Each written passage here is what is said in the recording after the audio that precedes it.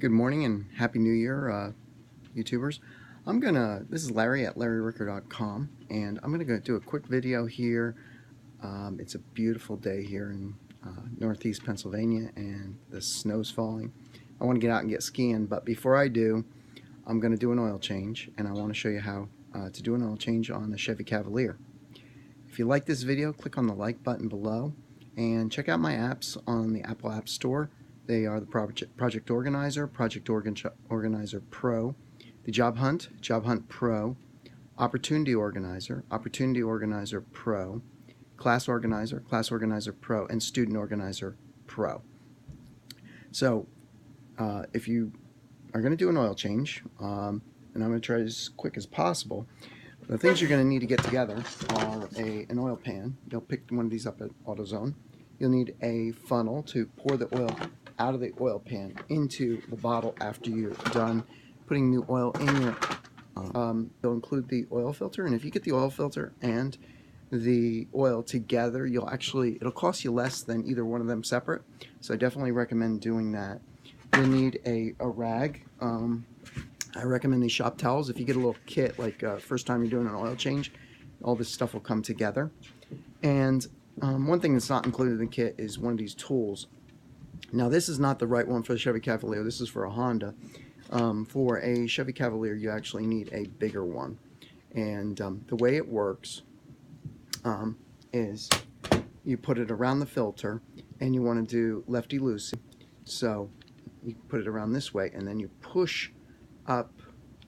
Actually, no, this way. Push up on it this way, and as it goes up, it tightens, and then it continues around, and then you can use the leverage of the handle to loosen the filter, which is usually pretty tight.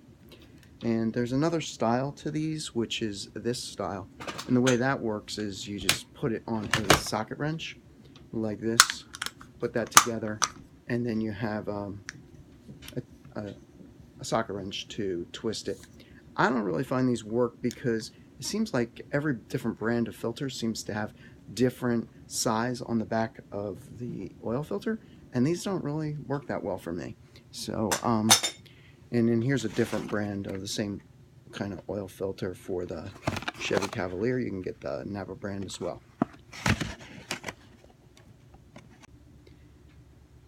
I'll also be using a trouble light, which is actually a painter's light, to get some good lighting, and that just helps you see things underneath the car. And I'll have some chocks to go in front of and back of the wheel, so when I jack it up, it keeps the car from rolling forward and backward, recommended for safety. And some jack stands, which you put under wherever you can find a tow point or a mount point or a jacking point. You put those under the vehicle, and I'll show you where those are later in the video.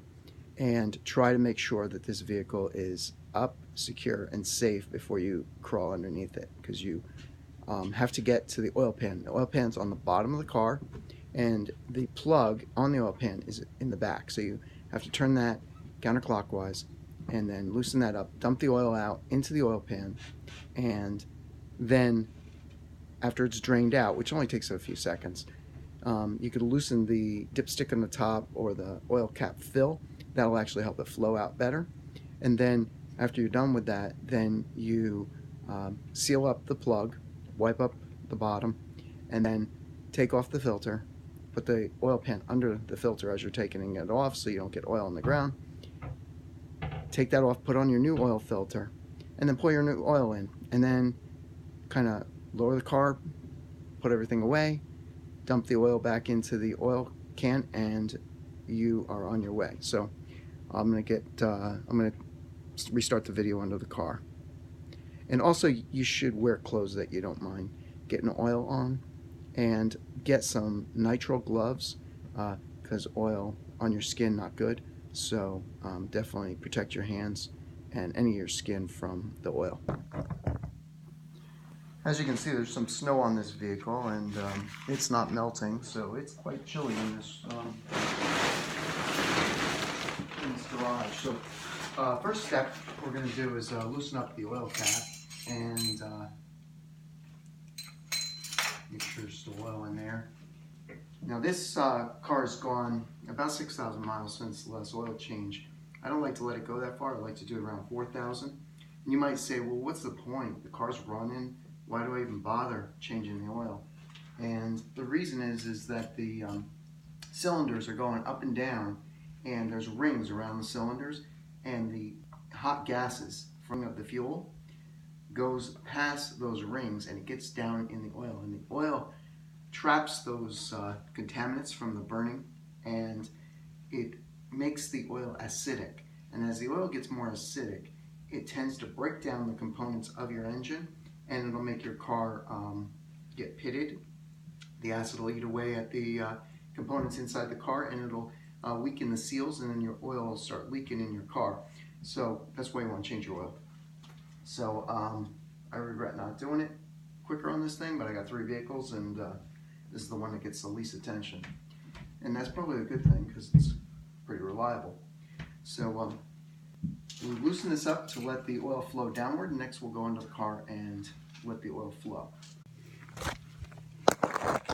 Okay, so what we want to do is locate the oil pan plug, and that is located right under, I'm reaching under the front of the car, and it's this little dip part here where the oil pan comes down. And what you need to do is position your oil pan underneath your oil catch pan under that to catch the oil. And you want to reach under here and you want to twist this plug on the back of this little hump. And what you'll need is a 15 millimeter. Of course, you can put your nitrile gloves on for this. And then you want your 15 millimeter. Then you turn it, it's going to be opposite, so it's righty-tighty to loosen it.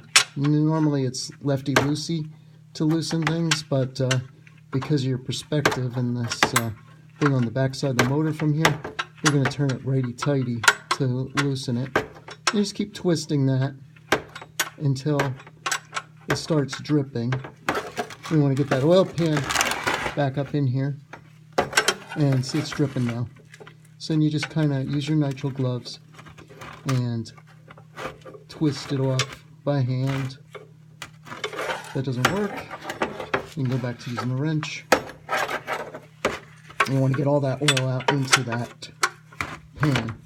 If you can do it like this without jacking up the car, obviously your oil change is going to go a lot quicker.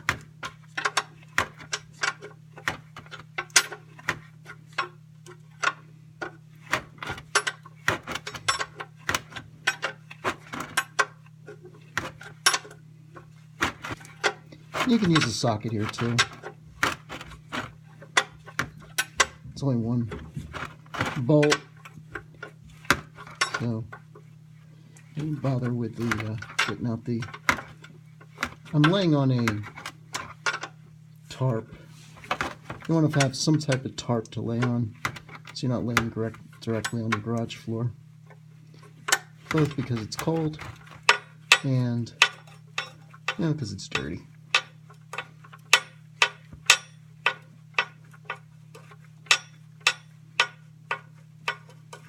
As soon as you get this loose, it's going to start dripping really good, and then it'll come right out.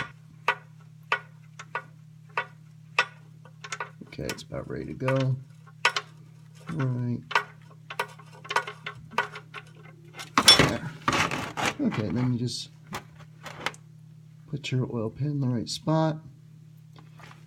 Again, get your nitrile gloves on, and your oil will flow out into your pan.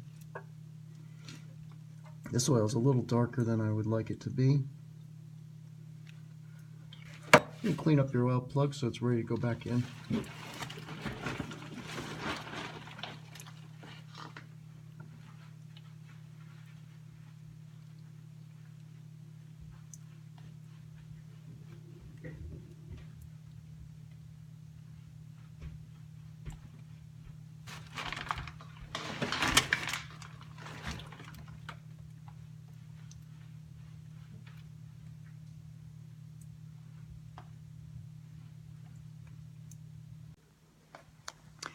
Okay, now it's time to put the oil plug back in.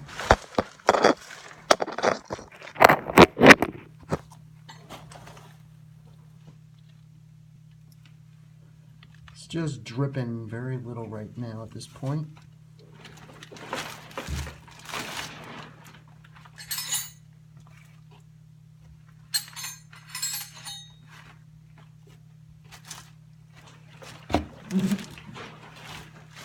Okay, so you just kind of reach up in here and you find this hump area, and you stick the plug in the back there. You want to make sure you don't cross thread it.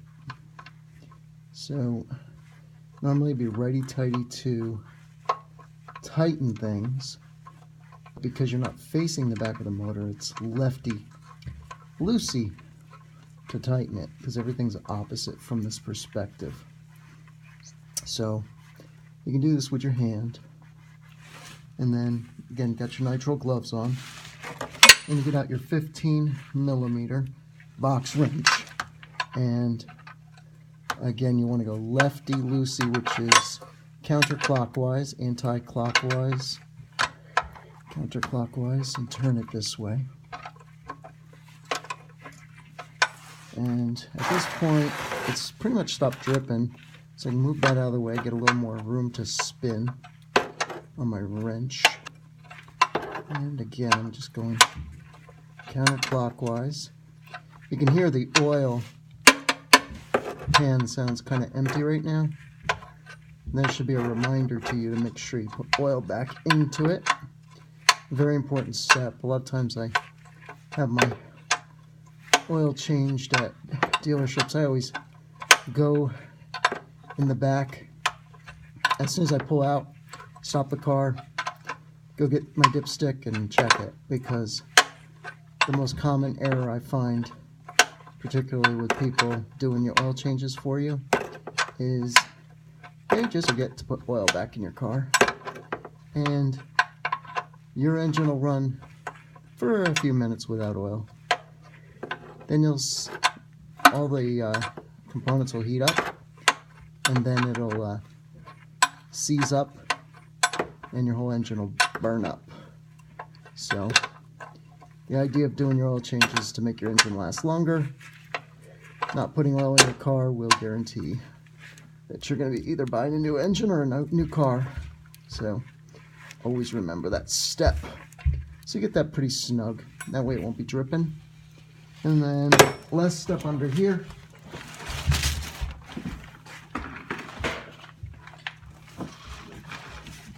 Grab your oily rag and kind of clean up the mess. Make sure it's all nice and clean, and then you can clean up the floor when you're done too. Make sure your wife's happy.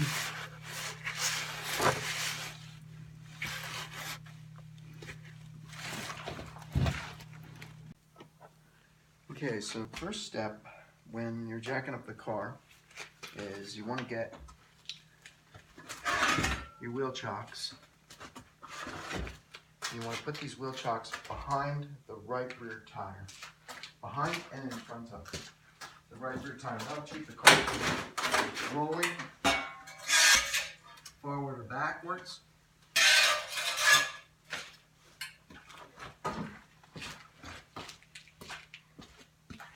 Then you want a jack stand. The jack stand is going to go under the vehicle to add an extra support. Make sure that you're safe. Then you need your tools for removing the tire, which is in your trunk. Okay, so when you're jacking up your car, you want to find the lift point behind the jack point.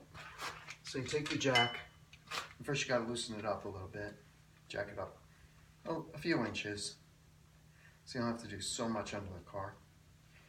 Then you put it a little more than that. Then you find the jack point, which is a reinforced area right behind the front tire, and it's where you place the jack. The reinforced part of the frame, and you want to put that portion into the notch of the jack. That way it won't slip. So I'm going to get that in that spot, and put it right under that reinforced area. That'll make sure that your car's not going to slide to the right or left. Now, whenever you're jacking up a car, you want to make sure you're on the absolute level spot. Don't try or ever attempt to jack up your car with it going up a hill, down a hill, or across the hill. That gravity's not your friend, and it will cause your vehicle to shift and fall on you. And that's a way to get killed. You don't want to die. You just want to change your oil and make your car last longer.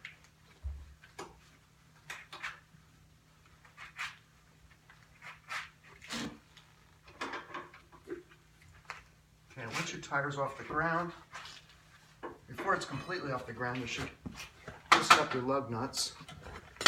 And we've got these, I wouldn't want to call them cheap because they're not cheap, but if you have these hubcaps made of plastic, you gotta twist those off gently.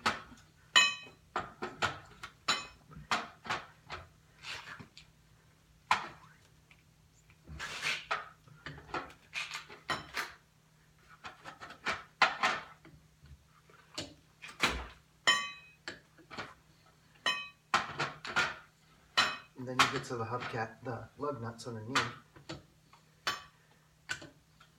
This is lefty-loosey for all nuts. So you have to learn lefty-loosey, righty-tighty. Most important thing you can learn in school.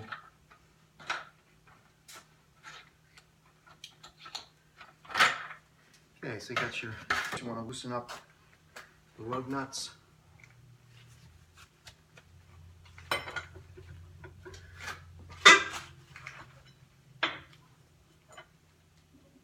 Then you should skip one, particularly when you're tightening. Just go around in a circle. Doesn't matter if you go clockwise or counterclockwise, but skip each bolt. And if you go around twice, skipping, if you have 5 lug nuts, you'll hit every lug nut as you go around. Now, if you got a socket handy, you can grab yourself a 3/4 inch socket and twist these off with your ratchet if you wish. Some people use air guns on these. I just prefer not to get my lug nuts ever stripped, because a stripped lug nut is a very painful operation to replace, because you have to remove the hub of the vehicle, take out the pin, and then replace the pin and reinsert the hub. And that'll take you a good amount of time. And it really doesn't take you a whole lot longer to do this by hand. 4 hours to replace a broken pin on your lug pin is definitely not a good use of your time.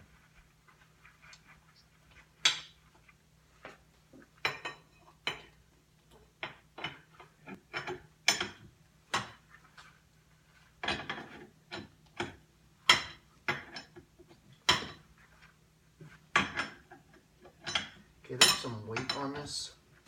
Yeah, I can kind of tell because it's hard to turn off this last lug nut. So I'm going to lift the vehicle up further, get the weight off this tire.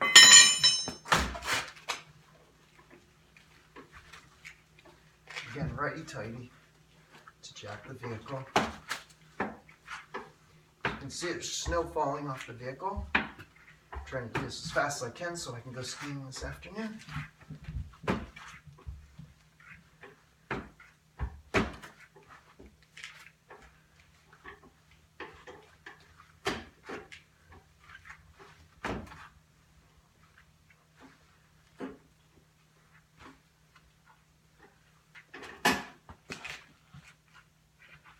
Counterclockwise.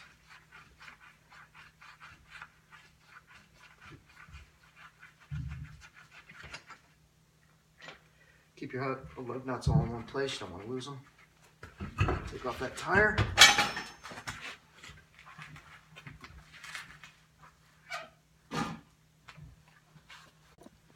Now, one very important step that I don't want to neglect at this point is getting this jack stand under a strong point inside the vehicle.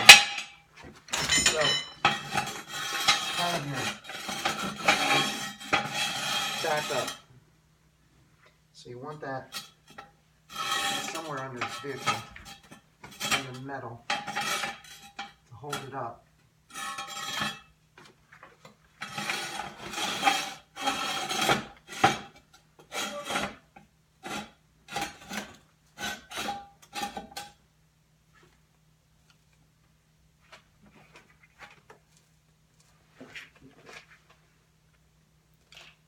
Okay, now the reason I took the tire off is you can see from the top of the engine here, there's the oil filter. I got my light in there. That helps me see it. I might be able to reach down through here and grab a hold of that with my tool. Again, turn it well, from this back perspective, it would be counterclockwise. And loosen that, or I might try going up through the wheel well. From this perspective, where the tire is, you've got the hub there. The oil filter is just up in here, right up in this area. That's where you want to get in to loosen that. Okay, at this point I'm going to put on my headlamp to get a little better lighting in here to show you the oil filter.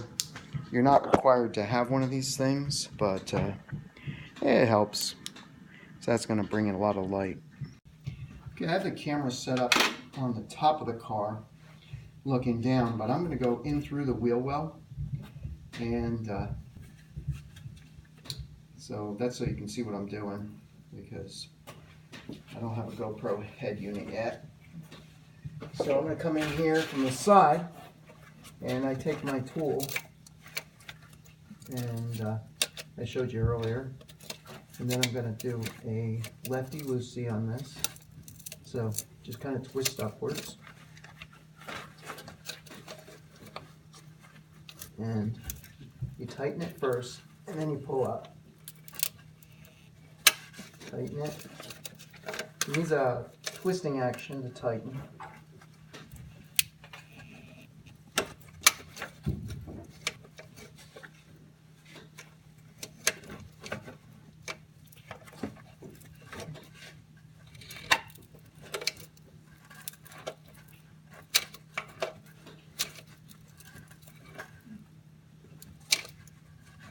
I like this tool better than the other ones.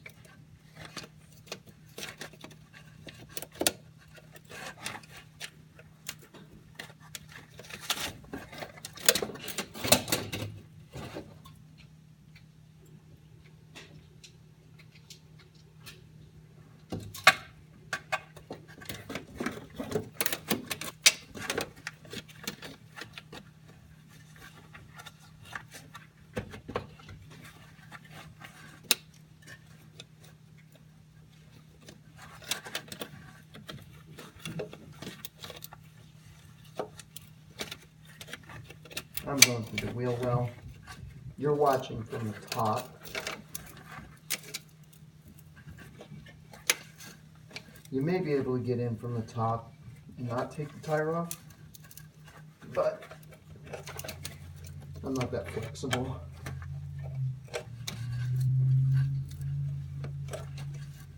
So I come in through the wheel well.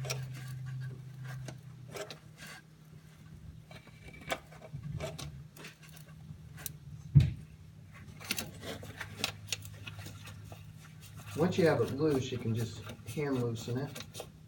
And you want to take your tool off, because otherwise it's going to fall right in the oil pan.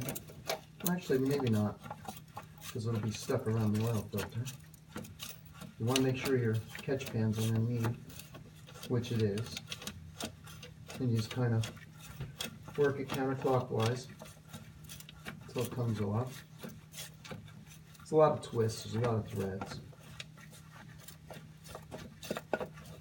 Okay, it's loose, and we're going to work it off. The oil is spilling out into the oil pan.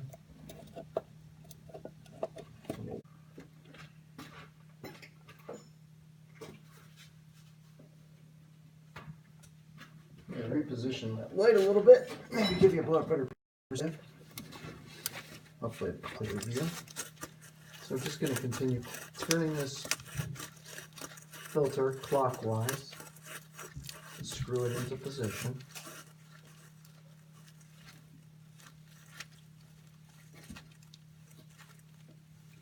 And then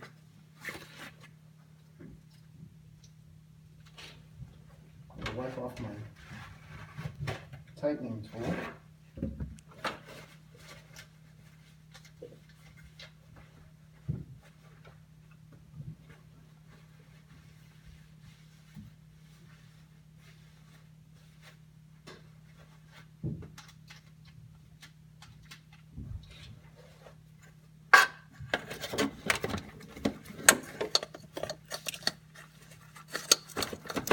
And then just kind of ratchet it down and tighten.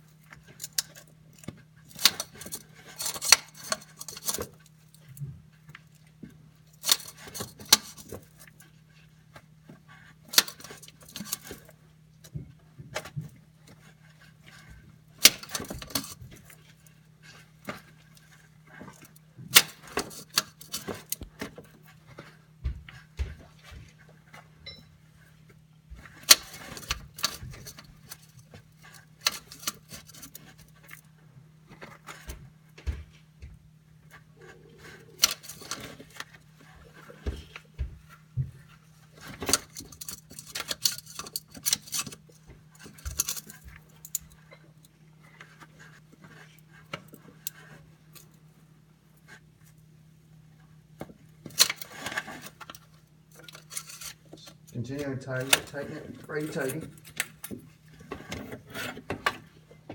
Then you have your oil filter in place.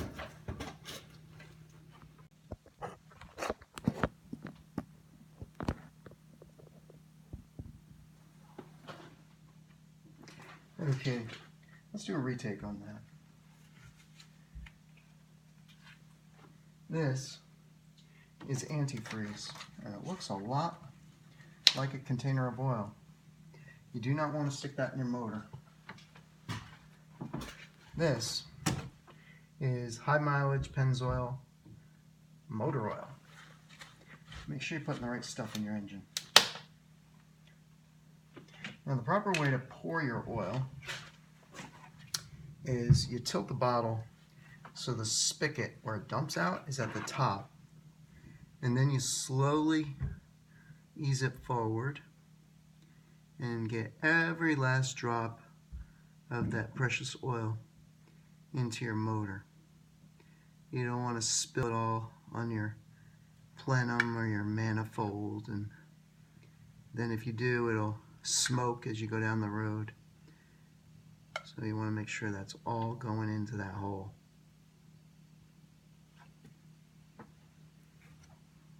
Okay. Got to go at a speed where it doesn't come back up.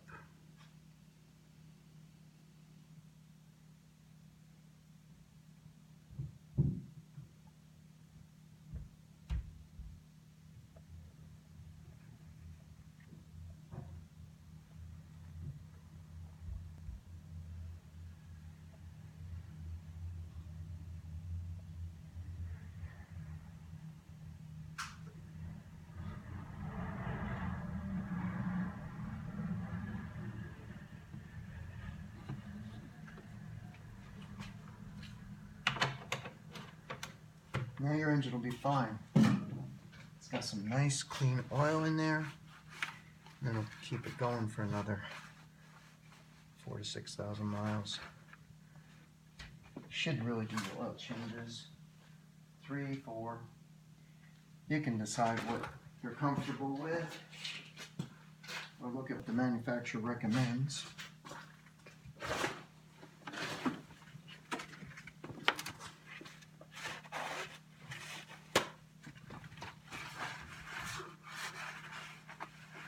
But just know that you want to change your oil so that the acid doesn't build up inside the oil and it doesn't start eating away at your components inside your motor. Again, just a reminder on these oily rags, you want to put them in a bag, put them outside. Don't leave them inside your house.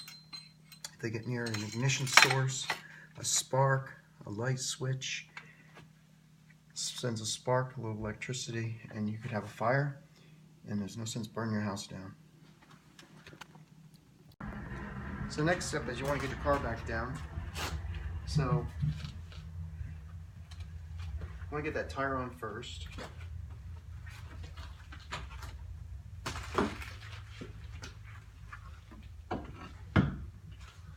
Now I like to put anti-seize grease on my lug nuts, and that's because I've had that problem one time with the pin breaking on the lug nuts.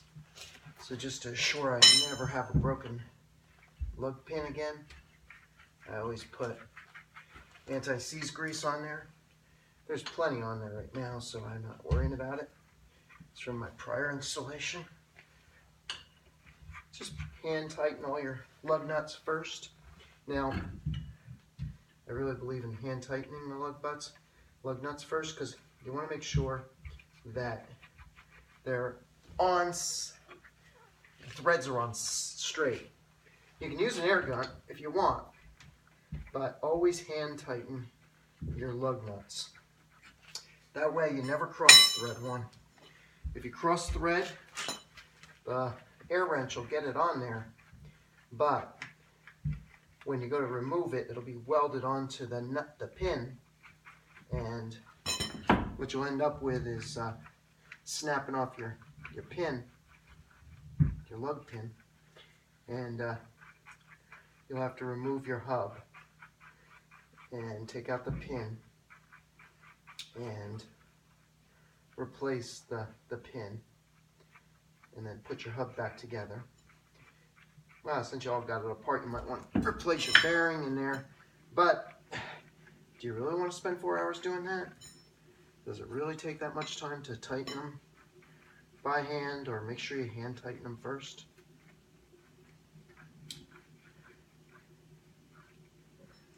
I don't think so. So righty-tighty to right tighten. Now, when you're tightening them, you want to skip every other lug. So you start here. Got my bicycle in the way. Tighten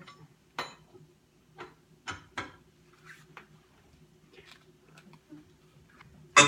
Now to evenly distribute the torque around all your lug nuts, you want to skip one and then tighten the next one. You don't have to go clockwise or counterclockwise, it doesn't matter. Always skipping one.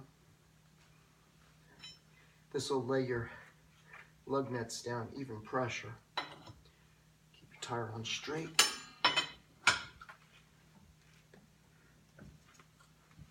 Quarter turn past where it starts to resist a little.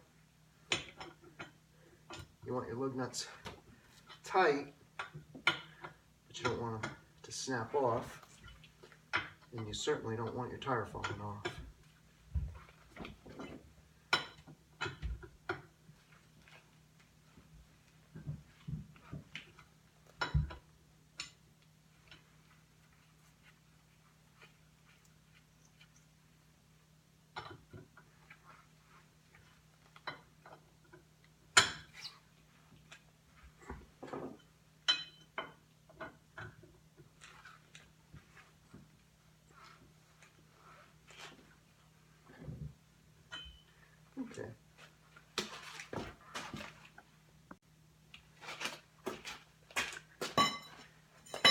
is your hubcap.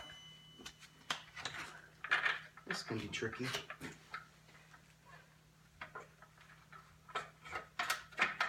Let's go over top of the lug nuts. It actually screws right into the lug nuts. Hand tighten this, or gently tighten it with the lug wrench. You want to make sure these aren't cross-threaded first. Make sure they're going onto the nut. Don't want to strip them, or else you'll buy a new one of these. It's about $69 at the Chevy dealership.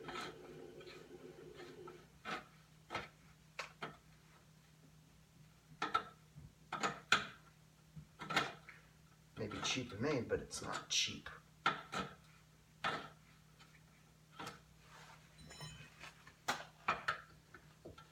Actually, in some ways, a little more secure through the bumps, the potholes you get out here in Pennsylvania.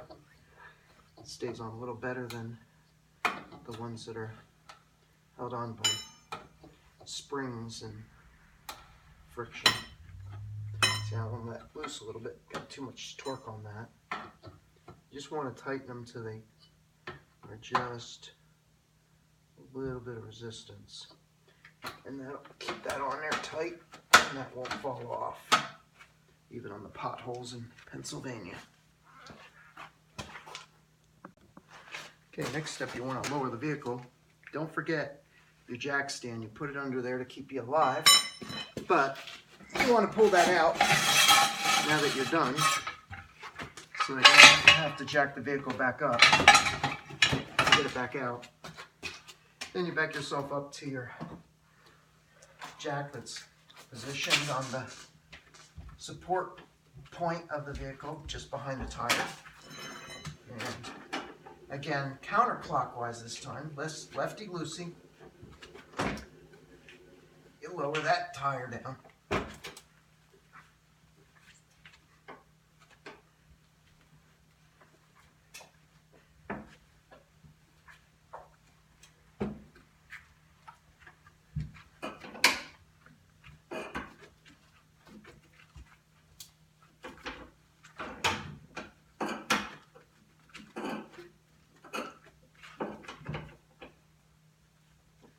Now you pretty much put your tools away, clean up, and go skiing.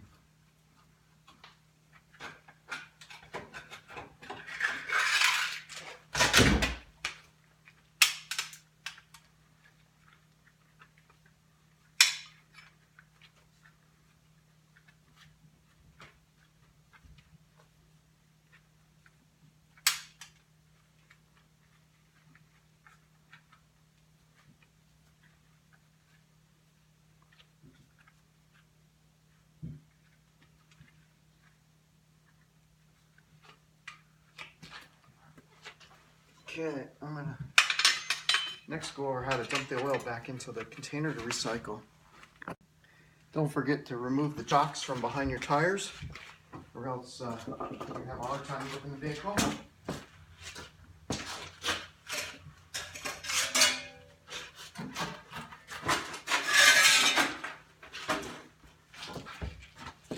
Put those back where you found them, so you'll be able to find them. Next time your oil needs to be changed.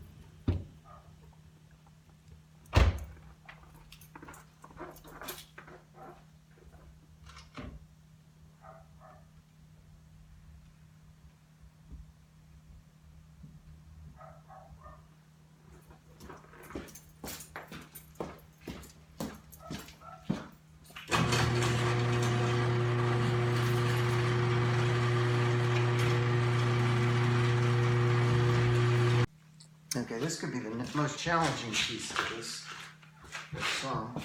You got to put the oil back in here. You want to take it down to the recycling center. You never take your oil and dump it in the garbage, or dump it down the well, or dump it on the ground. It is a pollutant. We want to make sure that we recycle it. And if you take it back to the recycling center, they will use it to do whatever they do with recycling. So you want to just carefully dump it using the spout on your oil pan and put it into the funnel. And you want to do this at a speed where it just uses the funnel, just uses the center of the funnel and doesn't drip.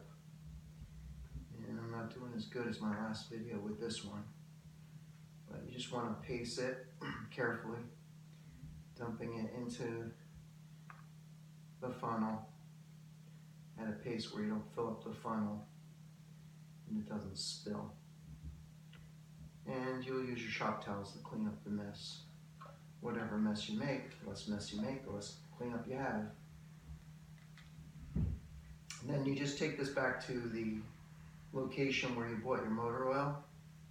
In Pennsylvania, they're required to take it, so there'll be a tank in the back. You go sign a piece of paper saying, you know, your address and such, and you dump it into the tank, and then they recycle it. They're required to take it. And you want to do your part to save the environment. Probably can't say this enough, but you're going to use all these shop towels, and they're going to get away. You want to put those in a bag and take them outside, away from your home structure, and you want to get them into those can go to landfill, but just don't leave them in your house. You don't want your house to burn down.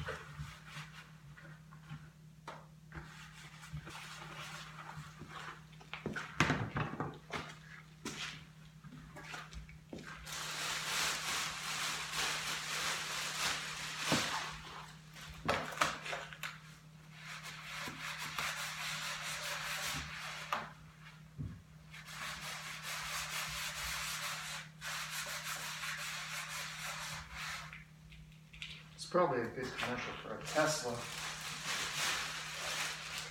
because if you buy an electric car, it doesn't have motor oil.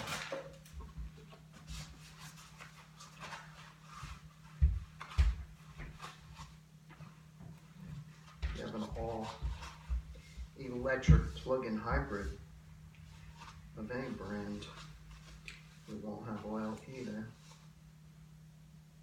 As soon as combustion engine will become a relic of the past, but there'll be plenty of motorheads willing to buy them just for the sound of the motor. Vroom, vroom.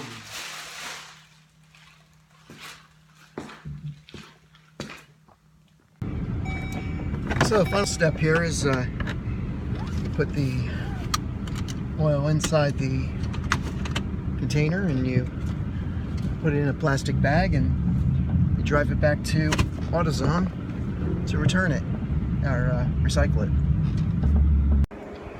We made it to Montage Mountain. It looks like the conditions today are going to be pretty epic. Snow's falling, and it's about 20 degrees maybe.